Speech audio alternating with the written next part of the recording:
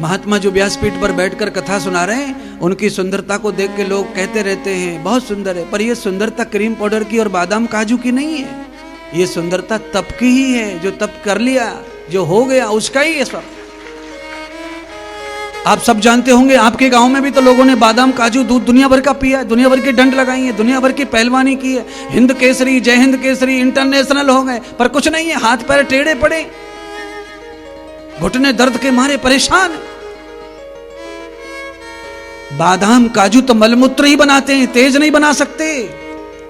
ये तो भ्रम है जनता का कि आदमी तेज के लिए, सौंदर्य के लिए बादाम खा रहा है, काजू मार रहा है, मनुक्का ठोक रहा है। ना ना ना ना, ये तो आपकी भूख बुझाने के लिए ठीक है। तेज पैदा नहीं होता इनसे, इनमें तेज नहीं है। आपके शरीर में बल पैदा कर सकते हैं कुछ दिन के लिए, वो तो आर्टिफिशियली सिस्टम है ना।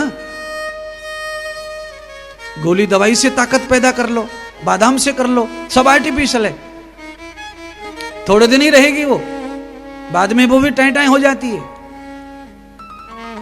पर हमेशा के लिए बल चाहिए तो आत्म बल चाहिए, बौद्धिक बल चाहिए, मानसिक बल चाहिए, तब शारीरिक बल बनेगा और बचेगा। आपके पास आत्मिक बल है नहीं, मानसिक बल है नहीं, बुद्धि बल है नहीं, तो शरीर बल नहीं टिकेगा। 11 साल 12 साल चलेगा, बाद में मुंह फाड़ जाओगे, सब लटक जाएगा। है कई लोग ऐसे बैठे होंगे जिनका लटक गया।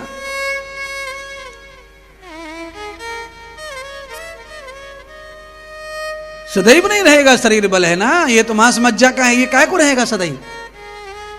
और रहेगा तो भाई ये तो तप जब से ही रहेगा। अंदर आत्मा जब तेजस्वी हो जाएगी, आत्मा बलवान हो जाएगा, तो उसका रंग शरीर पर चढ़ेगा। आपकी बुद्धि और मन बलवान हो जाएंगे, सत्य हो जाएंगे, पवित्र हो जाएंगे, तो उसका रंग भी शरीर पर ही आता है। आप किसी भी रंग की पन्नी लगा दो बॉक्स में, पर अंदर लाइट नहीं जलेगी तो बॉक्स में से रात में कोई रंग नहीं चमकता। नहीं तो चेक कर लेना। ये स्टेज के पीछे नीली पीली हरी दुनिया भर की बत्ती जला रखी है इसने, सबके रंग अलग अलग दिख रहे हैं, पर रंग दिख इसलिए रहे हैं क्योंकि उसमें लाइट जल रही है, अंदर तेज आ रहा है बिजली का, इसलिए नीला पीला सब दिख रहा है। तेज बंद कर दो, एक बटन दबा दो, नीला पीला सब घुस जाएगा, अंदर कुछ ना दिखेगा इसमें से। इसका मतलब सीधा है, अंदर से तेज आएगा तो ही आपका नीला पीला दिखेगा, नहीं तो कुछ नहीं दिखेगा। इसीलिए आत्म बल बढ़ाओ, मन बल बढ़ाओ, बुद्धि बल बढ़ाओ, तब जाके शरीर में तेज बाहर आएगा, फिर दिखेगा कि आपका शरीर केसर हो गया। केसर केसर क्रीम के ऊपर लिखा रहता है बादाम क्रीम, एलोवेरा क्रीम, खीरा क्रीम, ककड़ी क्रीम, खरबूजा क्रीम, पपीता क्रीम। अरे पागलो, अगर पपीता क्रीम से ऐसे वैसे हो जाए गाल और नाक, तो आदमी कुंटल के कुंटल पपीता खा चुका है, सब खेत में निकाल दिया पूरा। क्योंकि पपीता पैदा ही खेत में हुआ है, वो तो सिस्टम है, जहां से आया वहीं जाना है, जहां से आया है वहीं, ये तो सिस्टम ही है, आया वहीं से वहीं जाएगा। चाहे कितने भी लेटरिन बाथरूम घर में बनवा लो, पर जाएगा वहीं। लेटरिन बाथरूम बनवा लेंगे, 2 4 5 साल 10 साल घर के बगल में इकट्ठा होता रहेगा, बाद में फिर जाना है वहीं, उसको उठा के ले जाएगा कोई। आया वहीं जाना है। वृक्ष तो बोला पात से, और सुनो पात मेरी बात। वृक्ष तो बोला पात से, सुनो पात मेरी बात। संसार की यही रीत है, कोई आवत कोई जात। कबीर जी कह रहे हैं भैया ये बात। कबीर जी ने कहा कि एक वृक्ष अपने पत्तों से कह रहा, तुम क्यों परेशान हो भाई, कुछ पत्ते टूट के उड़ गए तो रोने लग गए, हम तुमसे दूर हो गए, हम तुमसे दूर हो गए, जब से हम तुम पे लटके थे सब संग संग थे, अब हम कहां गिरेंगे। तो वृक्ष समझा रहा है पत्तों को वृक्ष तो बोला पात से, सुनो पात मेरी बात। और यही संसार की रीत है, कोई आवत कोई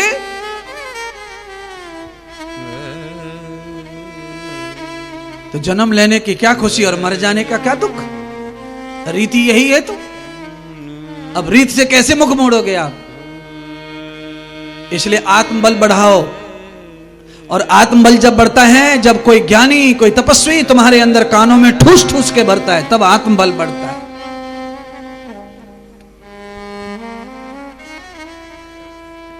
प्रवचन रोज हो रहे हैं, कथाएं रोज हो रही हैं, पर ज्यादा ठटोली हो रही है। ठटोली से आत्मबल कैसे बढ़ेगा? आत्मबल बढ़ाने के लिए आत्मज्ञान चाहिए।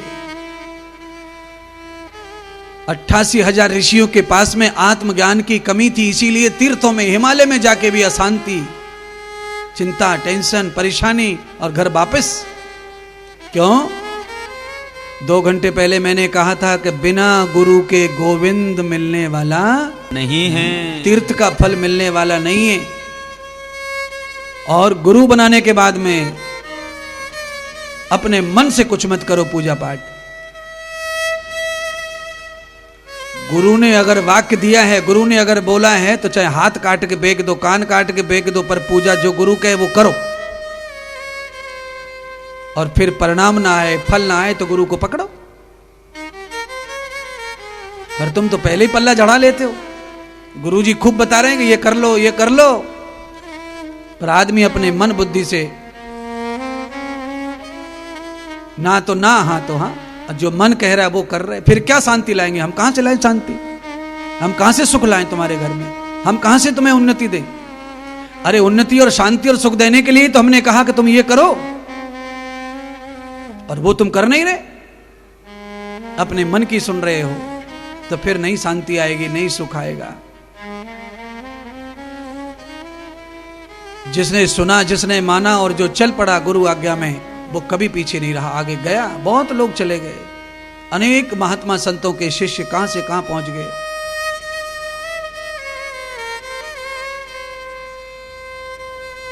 शौनक आदि ऋषियों ने प्रार्थना की और कहा हमारे ऊपर कृपा करिए, हमें स्वीकार करो। चरणों में लेट गए सब, और भगवान श्री सूत जी से प्रार्थना करने लगे, जैसे आपकी वाणी से समस्त कल्याण हो रहा है, ऐसे हमारा कल्याण हो, ऐसी कृपा कर दो। भगवान सूत जी ने कहा जैसे सब सुन रहे हैं वैसे तुम सुनो। इस समय शिव कथा चल रही है, और शिव तन में मनः शिव संकल्प मस्तु। जिस जीव ने अपना मन शिव जी को दे दिया, उस जीव का निश्चित कल्याण होगा। इसलिए हे शौनक जी, अब अपना मन और तन दोनों शिव जी को सौंप दो और यहां बैठ जाओ। शौनक आदि ऋषियों ने अपना मन और तन दोनों गुरुदेव को सूत जी को दे दिया। और सूत जी को जब तन मन दिया, तो सूत जी ने उनको क्या दिया? मंत्र दिया, ज्ञान यानी दीक्षा। गले में यज्ञोपवीत आदि पहना करके उनको यज्ञ का यजमान बना दिया। कथा यज्ञ होता है, कथा के विधि हैं, कथा के विधान और नियम हैं।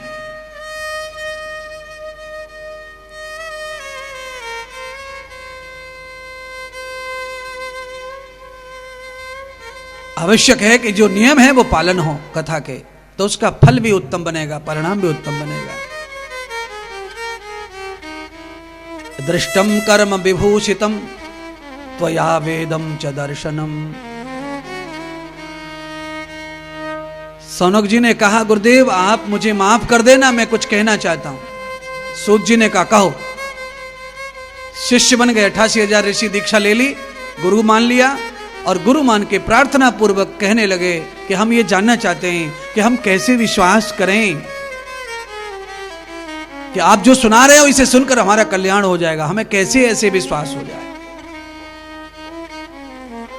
आप जो मुझे कह रहे हो, सुना रहे हो शिव कथा, और ये शिव कथा सुन के मेरा कल्याण हो जाएगा, हम सबका कल्याण हो जाएगा, इस बात पर मैं कैसे भरोसा करूं? मेरे साथी कैसे भरोसा करें? हे गुरुदेव कृपा करके हमारे विश्वास को अटल करो। हमारा विश्वास नहीं बैठ रहा आपकी कथा पर, क्योंकि थोड़ी देर पहले कोई भागवत सुना रहे थे, वो भागवत को बड़ा बता रहे थे। उससे पहले कोई देवी कथा सुना रहे थे, वो देवी की महिमा बड़ी बता रहे थे। उससे पहले कोई गणेश कथा सुना रहे थे, वो गणेश की महिमा बड़ी बता रहे थे। आप शिव कथा सुना रहे हो, आप शिव की महिमा बड़ी बता रहे हो। हम तो चक्कर में पड़ गए, किसकी महिमा माने किसकी ना माने। इसलिए हे गुरुदेव, पहले हमारा भ्रम दूर करो।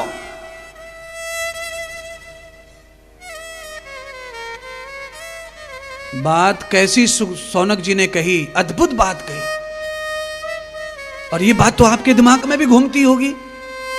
भागवत सुनते हैं तो सब कृष्ण कृष्ण हो रहा है, राधा राधा हो रहा है, सब देवी फेल राधा के आगे, कृष्ण के आगे सब देवता फेल। रामायण चल रही है तो राम ही राम, सीता सीता, सब देवी देवता फेल। शिव जी आगे, शिव कथा तो शिव पार्वती, सब बेकार। क्या सच क्या सही कैसे सिद्ध हो गए। तो भगवान सूत जी तो ज्ञानी थे, आचरणवान थे, अपने कल्याण के लिए कथा कर रहे थे। तर्क से रहित, तर्क से सहित कथा गाते थे। इसलिए सौनक आदि ऋषियों का विश्वास कथा पर बैठना चाहिए। ये जो सच्चे गुरु होते हैं ना, सच्चे वक्ता जो होते हैं, जो कथा का व्यापार नहीं करते, जो कथा पैसों के लिए नहीं गाते, जो केवल कथा पैसों और दक्षिणा के लिए नहीं करते, कथा अपने जीवन और शास्त्र के कल्याण के लिए जो करते हैं, ऐसे लोगों के पास वो सामर्थ्य होता है श्रोता को संतुष्ट करने का, श्रोता को शांत करने का। श्रोता के अंदर जो आग लगी है, जो तूफान उठा है, समाल समाल सवाल, उन सवालों का समाधान करने की ताकत होती है उस वक्ता में। सौनक जी ने जब प्रश्न किया तो सूत जी ने शिव महिमा सुनाई। और जब शिव महिमा सुनाई तो सबसे पहले उन्होंने निश्चय कर लिया कि इस काल में, जिस समय सूत जी कथा सुना रहे थे, 10-5 हजार साल तो हो गए होंगे, उस समय पूरे मानव समाज में ब्राह्मण श्रेष्ठ था और श्रेष्ठ ब्राह्मण था। तो सूत जी को यह लगा कि अगर हम ब्राह्मण की ही कथा सुनाएंगे तो इन सब लोगों को जल्दी भरोसा बैठेगा।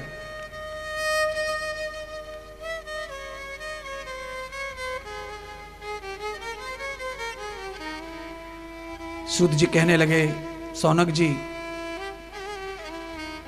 दक्षिण में समुद्र के तट पर एक ऐसा गांव है जिसमें पूर्ण ब्राह्मण ही निवास करते हैं। और उस गांव में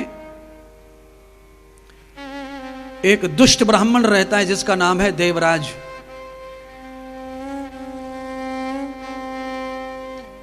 और देवराज ब्राह्मण इतना दुष्ट है कि उसमें एक भी लक्षण ब्राह्मण का नहीं है। ना उसे शराब पीने में संकोच है, ना उसे मांस खाने में संकोच है, ना उसे तंबाकू खाने में संकोच है, ना उसे वैश्यागमन करने में संकोच है, ना उसे झूठ बोलने में संकोच है। और संकोच किस में है? यज्ञ करने में संकोच है, भजन करने में संकोच है, दान तप करने में संकोच है, गौ सेवा करने में संकोच है। जितने भी ब्राह्मणीय कर्म हैं सबकी निंदा करता है, और जितने भी दस्यु कर्म है, दुष्ट कर्म है, सबकी स्तुति करता है। ऐसा कुलघाती ब्राह्मण उस गांव में पैदा हुआ। और ये अतिशयोक्ति नहीं है, ये तो समाज में 10 अच्छे 2 खराब, हर वर्ण में, हर जाति में 10 अच्छे 50 खराब, कहीं 5 अच्छे 10 खराब,